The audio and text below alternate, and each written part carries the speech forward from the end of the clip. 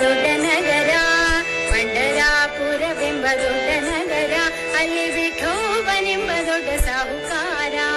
ಪಂಡರಾಪುರವೆಂಬ ದೊಡ್ಡ ನಗರ, ಅಲ್ಲಿ ವಿಠೋಬನೆಂಬ ದೊಡ್ಡ ಸಾಹುಕಾರ.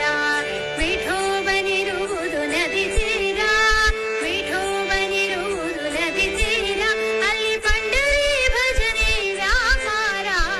ಪಂಡರಾಪುರವೆಂಬ ದೊಡ್ಡ ನಗರ, ಅಲ್ಲಿ ವಿಠೋಬನೆಂಬ ದೊಡ್ಡ ಸಾಹುಕಾರ.